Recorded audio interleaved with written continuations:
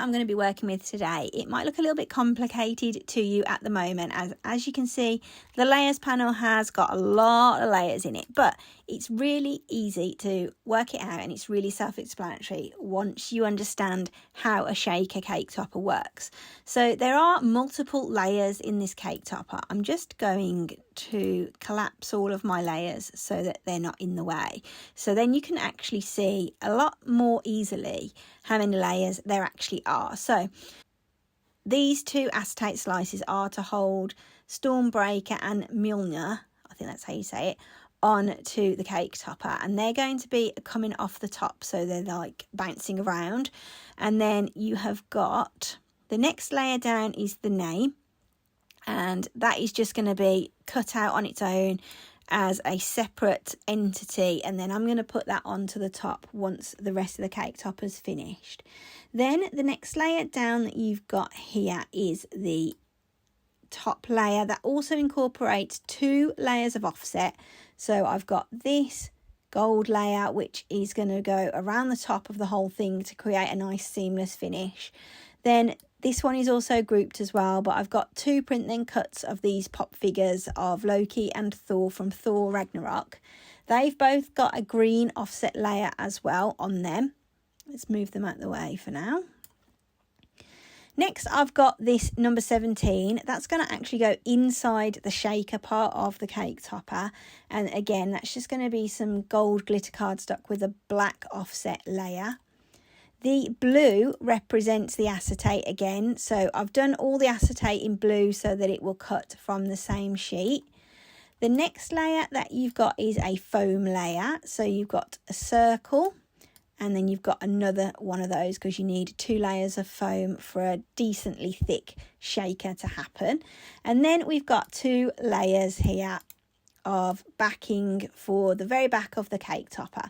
So the one will be the back layer of the shaker, and then the last one here is going to be a foam padded layer so that it's going to hold up the cake topper completely, and it's also going to be where the stick for the cake topper is hidden. So I'm going to go through quickly how I made this. It did take a long time to make. You don't need to be as over the top as I am. Obviously this is for my daughter, so I'm using quite a lot of different bits and bobs on here, but you can make it as simple or as complicated as you like. I'm just undoing everything that I've just done on the screen so that it all goes back how it was with the layout originally. All right then, so I've just got this bit of the blank canvas here to quickly show you this. So what you'll want to do is get your base shape. You can use whatever shape you like. I usually use a circle. Pop that over there. You can work with it as big as you like. It doesn't matter because you can resize everything afterwards.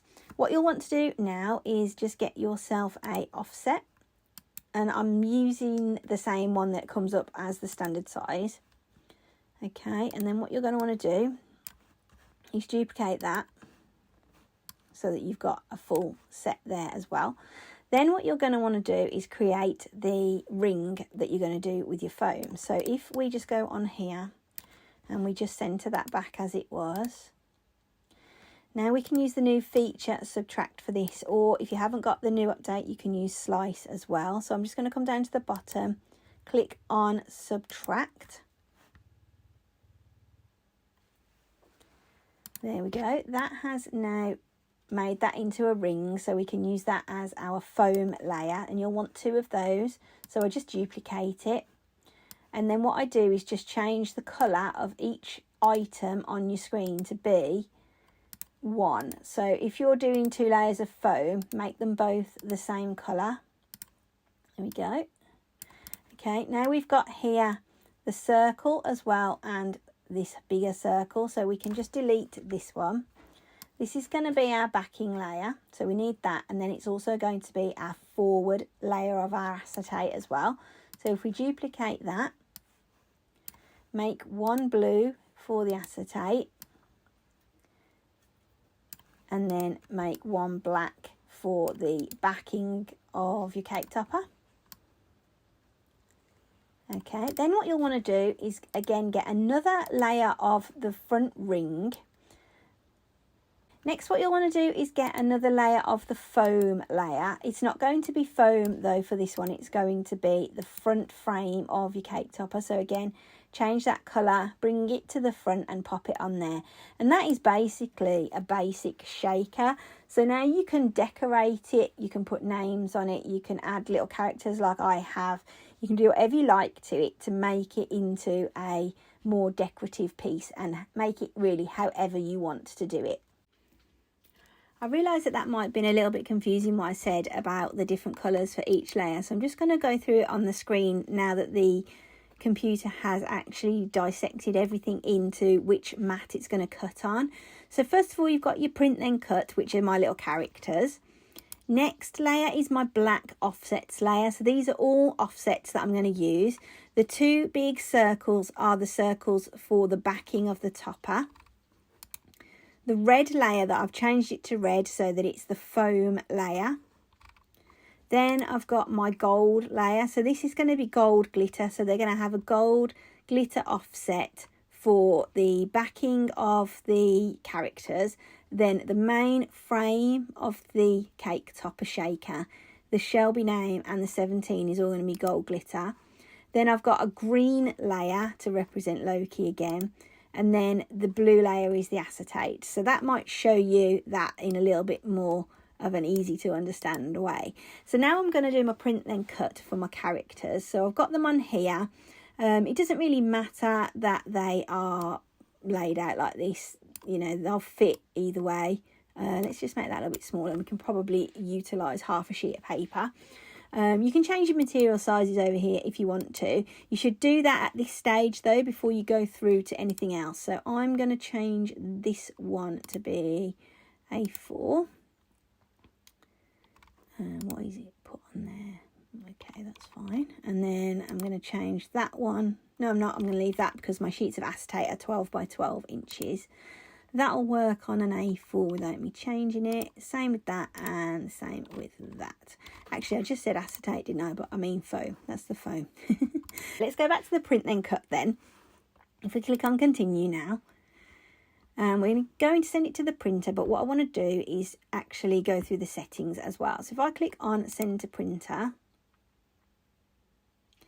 and then I'm going to leave bleed on because that's going to give me a very slightly fuzzy layer around each one of my characters and the little weapons here. When it goes through to the cutting portion, it just has a little bit of leeway, so it makes sure you get a really nice accurate cut. If you haven't used print then cut for a while, I'd recommend that you do a calibration just to make sure that everything is perfect for you. If you don't know how to do a calibration, I'll link a video above now for you that shows you exactly how to do that. It's super easy to follow. Then I want to use my system dialog, so I want to change a few settings on there. Then I'm going to click on print. Once this has prepared the print, it's going to come up with the system dialog box for my printer, and what I can do here is change all the different types of paper that I use. I can change the printing options. So if I click on layout for my particular printer, this will be different for your printer. Then I go into print settings and I can change my media type, so I can change that to ultra glossy. Then I want to change it to best quality. Then I'm going to go back and click on my colour options, just see if it gives me anything. I'm going to click on Photo Enhance. I want it to be a really, really good print. Then I'm going to click on print, but I've got to put my paper in first. I am using photo quality paper, so just make sure that you've got the right sort of paper for your printer as well. Mine is an Epson EcoTank ET2711. I use it for all my printing. It's pretty good. And it will take up to about 180 GSM. So I'm using quite a thick paper and it goes through perfectly in my printer. Just while that's finishing the print off then, I've just grabbed out all the other pieces of card that I need and the other materials that I need for this particular project. I was going to say to you as well, if you haven't got any actual acetate for this project, there's a couple of different things that you could use. So if you are a regular user of a Cricut, you will have probably lots of these around. All this is a topper that comes with a Cricut cutting mat, and you're supposed to put them back onto your mat when you finish using it, and I do for the most part. But then once a mat has finished and come to the end of its useful life, I do keep these pieces of acetate that come on it, and you can use that for this sort of project. So this will work really well as a shaker cover as well, so you can use that if you haven't got actual acetate. Again, this is a piece of like plastic that some of my cardstock has come in. I could use that as well if I was really stuck. And then I've just got some basic green. This is from a Hobbycraft Premium Card Pack. I've got some no shed glitter. You can get this one from Paper Mill direct online. I'll pop a link to everything in the description down below. This is a sheet of quite thick black card. This is 230 GSM, so it is nice and thick. It's one of my favourite black cards. This is from my local wholesaler, but it is, I've lost the piece of paper. I think it's County Stationery. Hang on, let's have a look. Yeah, so it's County Stationery black card, and I lied, it's 270 GSM. So it's pretty thick. And then I've got my Cricut acetate here. This is a little bit thicker than what you have just seen, so you can use it for quite a lot of stuff. It does come with a protective cover on it to stop it from scratching as well. And I bought this one from Amazon. I got it on quite a good deal because it can be expensive, but it's definitely worth keeping hold of some of this if you're going to be making shaker toppers. The last thing that you're going to need for a shaker is this craft foam, and this is an A3 sheet I got from Hobbycraft again. You can see the thickness of it is quite thick here, so when you're cutting this on your Cricut for the first time, I would recommend that you do a test cut to see what settings are the best for your machine. I am going to do a test cut today just to make sure, because I'm not sure whether for this one, because this is a different type of foam to what I've used before, I'm not sure whether I'm going to use the rotary cutter or whether I'm going to go for the knife blade, because it might work better. So I'm going to cut out all of my card pieces, my acetate and everything. I'm going to leave this piece till last, and I'm going to do that at the very end so we can work out what is the best setting to use. One thing I've started doing when I cut layers of my projects, especially if it's got a lot of layers, is I get everything off of the mat, and then I use one of these little baskets and I just pop all of my pieces straight into there off of the mat, and it just helps me to keep track of all of the pieces, because I'm ever so good at getting things off the mat and then putting them down on my desk and actually losing them. So I pop everything into one of these baskets, and then it's ready to assemble once it's all cut out. I just want to show you what the bleed function was. So remember I said that it makes a little layer around the outside of your print, and then your actual Cricut will cut inside of that. And you can see, let me see if I can just angle that light a little bit better. So you can see the layer of the extra print around there, and then you can see where it's actually cut. So if I just take Thor off, you can see that additional little, maybe, I don't know, a millimetre, 2 millimetres of print that comes around the outside of each one of your print then cuts, and it just makes it so that your print then cut is a lot more accurate and it looks a lot better. It is important if you're using different types of materials to change your material setting as well, because it will affect how, of course, your machine cuts, how much pressure it puts on, and how many passes it does over the material. So for example, with my gold glitter cardstock, because it's pretty thick, I'm using the poster board setting, but now the next mat I've come to cut is this green mat here, and the material that I'm using for this one is a medium cardstock. So with the poster board setting, it's quite a hefty setting. It does cut really well through quite a thick material. If I leave that on with the medium cardstock, it's going to really tear it up, because the poster board setting does 2 passes for a start. It puts on quite a lot of pressure onto the mat as well, and I'd be worried that it's going to cut into my mat. So I'm going to come over here and select the medium cardstock setting for this one, and then when I change again for the next mat, which is the acetate one, I will go into my material settings up here and browse all materials, and that will allow me to search for the actual acetate setting that the machine needs to cut through that effectively. I've just used a brand new mat for this piece of acetate just to make sure that it was really well stuck down, because I didn't want it to bubble and end up with me having a dodgy cut. So as you can see, it's cut the circle. You can probably also just about see there's a change in the acetate from this bit of the mat to this bit. That's because I have actually left the protective cover on. It does tell you in the instructions for this material to take it off, but I prefer to leave it on when I'm cutting, and then I'll take it off just before I finish assembling everything instead. Everything's cut then. Now as you can see, it's all in my little pot here. The only thing left to cut now then is the foam, and because this is a new foam, I'm going to do a test cut first. So let's hop over to Design Space and just see what we're going to do. I've got this little sample bit that I've cut off, and this is the piece that I'm going to use to do my little test cuts on. I'm going to just group all this together and I'm going to hide it all first of all. And then we've got a nice blank canvas to work with. So what we want to do is just get a couple of little shapes. Nothing too crazy because we're only going to be cutting circles with it. So I might just use a couple of circles just to make sure that it's going to do the job with my circles here. I'm just going to measure this piece because I've done it quite small. I don't want to waste it. So just do a 2 centimetre circle.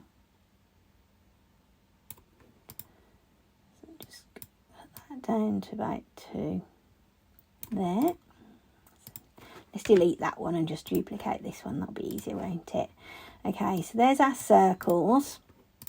I'm going to make one blue and leave one as the grey. The reason that I've changed the colours like that is because I'm going to use the rotary cutter for one of, and then I'm going to use, I think, the knife blade for this one, just to see which one comes out better. So let's go through to make it now. And then what I want to do is just, that's all fine. Let's click on continue. Just wait for it to find the machine and then we can pick our settings. So let's browse all materials. Let's see if there is a foam. Okay, so we've got craft foam, flex foam, Eva foam. I think I'm going to go just craft foam because that's kind of what it is, but it's just a different one to what I normally use. Right, so there's a couple of different things here. Oh, it's not the knife blade, it's the deep point blade. That is what I'm thinking of. Right, so it says move the star wheels all the way to the right. When the cut is complete, return the star wheels to position. So basically, you've got a little rod on your machine that's got star wheels on it. You need to move those out the way because they've got little blobs on them, for want of a better word, and that will mark your foam because it will dig into it. I'm going to leave the pressure the same. Let's get the deep point blade in clamp B and then we can start the cut and see how it goes. Right, here's my mat then. Let's turn it around so we've got the centimetres at the top. I'm just going to pop that on there like that. I would recommend using quite a sticky mat. So for everything else today I've used this standard grip mat, but it's very well loved. It's not all that sticky, but it's enough to hold cardstock, but it wouldn't hold this foam for sure. So this is a brand new mat. And then for those of you that aren't familiar, this is the deep point blade. It comes in a black housing and you can actually see the difference. If I just grab a fine point, so if you look at the two side by side, you can see that on the fine point blade it doesn't stick out that much, and on the deep cut blade it sticks out quite a lot. So you can see there is a very pronounced difference between those two blades, especially there. You can actually see it quite well, can't you? So this is the one we're going to use, the deep point or the deep cut blade. Now I'm going to load my material into my machine. I'm going to move those star wheels out the way so we don't get any blobs, dots or whatever you want to call them in the foam. We'll see how it goes. Here's my machine then. So I've got clamp B open already because I've just taken out that fine point blade. Just going to pop that deep cut blade, deep point blade, whatever you want to call it, into there. Then I've got to move these star wheels. These are the star wheels. Let's just move them over. If I'm honest, I don't really tend to use these all that much, and I usually keep them over all the way anyway because they're just usually in the way. But I'd actually put them back yesterday, which is strange, isn't it? Right, let's pop this in.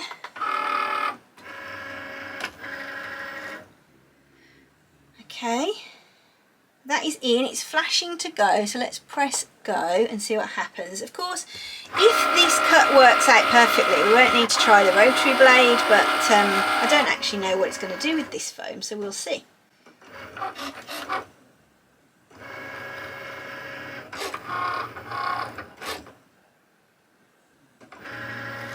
Alright, that's it. Let's eject the mat. Here's the foam. So I'm just going to peel it back and see what has happened.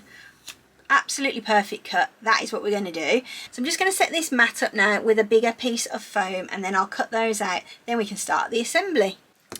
So all my bits are cut out and I'm happy that I've got everything I need. I'm just going to tip everything out now onto the desk of my little box.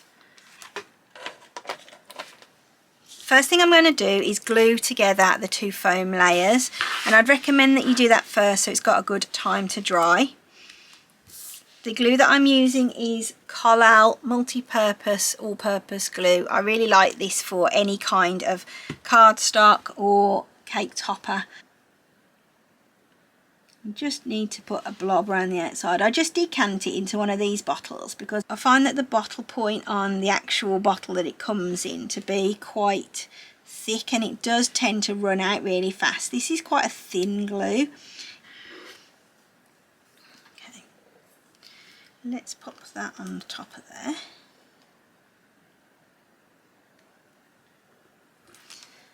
I just want to press it down carefully all the way around, and you can see now why we're using two layers, so that we've got a really nice thick layer to allow our shaky bits that we're going to put inside to work. So that won't take too long to dry at all. Next then, I like to work with a picture of the actual topper that I'm making on the screen so I can keep referring back to it as well. Let's move the acetate out of the way because we don't need those to start with. Right, I'm just going to do a little bit of a weeding job on this E. The font that I use today is called Brittany Signature. It is a paid font. You can get it on DaFont, but again, that is just a personal use font. So if you want to buy it, I'm going to pop a link into the description down below for you, and you'll be able to purchase it the same way that I did, and it comes with a commercial license then as well. I'm just going to speed all of this up then so that it's not boring, and then once everything's put together I'll come back to you and we'll do the shaker part and putting everything together in the final stages.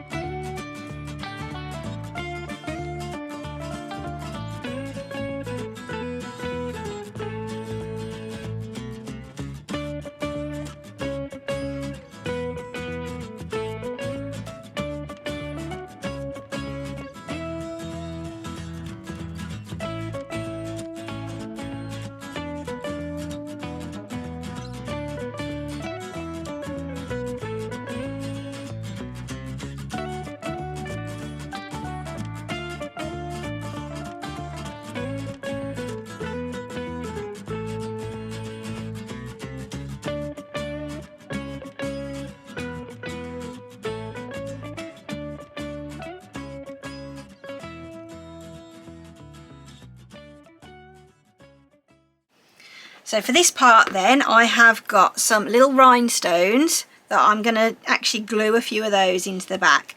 I've got some green sparkly glitter and I've got some nice gold glitter as well.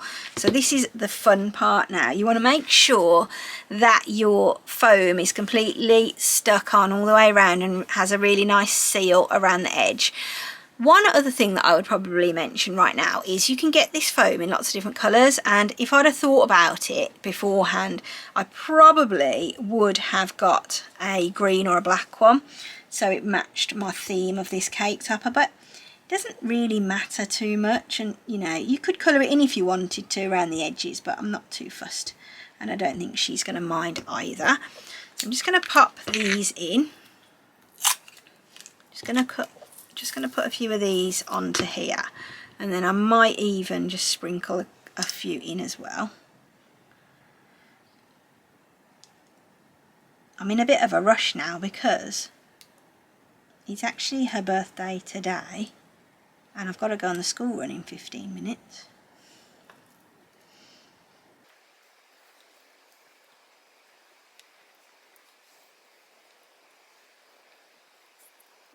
Okay, I've just popped those on really randomly all over the inside. There isn't really a pattern or anything that I'm sort of adhering to. Next, what you want to do is get your glitter and pop a good chunk of that in there. What I normally do is just pop it sort of in two places on there. And you can put in as much or as little as you like for this part. You don't have to put in the same amount that I have. So I'm putting quite a bit in. If you've got any shapes like star confetti or anything like that as well, you could put that in right now. Just get any bits of confetti or any bits of glitter off the foam that you've got there exposed. And what you want to do now is put some more glue around ready to stick your acetate on.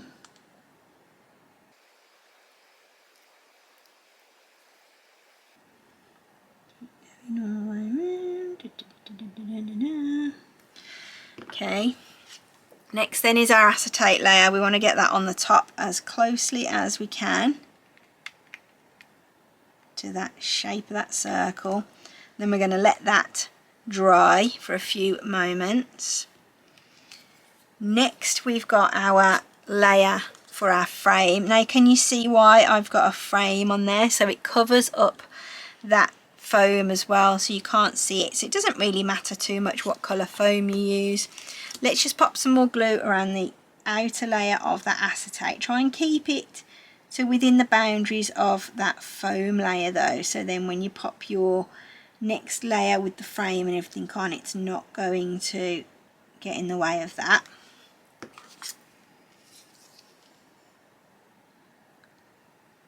Get that nice and straight, especially if you've got something inside. There we go. Perfect. Right, now I've got my name to go on. So here's my name. Looking at it on the screen, I've got it like this. I think I'm going to pop it there like that. And I'm going to use 3D foam pads again just to lift it up so that then the lettering is in line with what we've got already on there. You've just got to be mindful now that we've got an overlapping area, so we don't want it to have a foam pad on something that isn't going to be stuck on. And also if you do want to make your depth a little bit thicker, you can do that by just doubling up on your foam pads. I'm just going to keep checking it to make sure I've got it right. Let's put a couple on here. Now I'm just heating up my glue gun, so that'll be ready to go in a minute, and then I can just put the last bits on. So I'm going to grab a couple of the sticks that I'm going to use. I just use stirrers and they just stick onto the back of the cake topper, and I'm going to put 2 on this one because of it being quite heavy. So I'm just going to glue those onto the back. So while I'm doing that, I'm going to put some foam pads on again because we need to lift this up just so that there's a space in between the 2 layers for the glue and the sticks to sit nicely without distorting the back of the cake topper. There's one more step to do after this, and that is to put these little bits on. So first things that I want to do, so that's ready, is just glue these onto the acetate. So I'm going to glue them on now, and it's going to give them a chance to dry for a few minutes just whilst I am getting the last few bits and pieces ready on the cake topper. You probably haven't got a clue what I'm on about right now with this, but when I glue them on you'll see exactly what I'm talking about. So I'm just going to pop that one on there to dry. In the card and gift shop industry we call these wobblers because they are usually stuck on top of card racking, and it's to show you if there's a new product or something, and you can make them yourself pretty easily with a bit of acetate and some little designs. So he's on there. I might also in fact go around that and just cut that little bit off, but once that's dry. So we'll look at this, see whether this is done yet. There we go. Right, the glue is getting ready to be done. So what we want to do is make sure we get this nice and straight. So generally what I tend to do is just line up the bottom of my cake topper with one of the lines on my cutting mat. Then that will allow me to see how straight I am with that. I really hate glue strings. Put that on there nice and straight. And then let's put another one on the other side. So just allow it to be a little bit more sort of well supported when it's in the cake. If we've got 2 sticks, I don't usually use 2 sticks, but okay, that's fine. Now we just want to get our last backing piece and just pop that onto the top. As you can see, the 2 sticks are sandwiched now between that layer. It just creates a really nice flawless finish to the back of your cake topper. So you can't see the sticks, you can't see the glue. You also can't really see the mechanics of the cake topper and the way that it's constructed, which I quite like as well. So that is it. There we go. That is the front part done. Just using a pair of really small scissors just to cut that excess acetate off there. I've just changed my mind entirely about how I'm going to do this because I haven't got the time to wait for it to dry properly, because I literally need to leave the house right now to go on the school run. I'm just going to pop it on this way and have them sort of up in the air, which actually I think looks pretty good.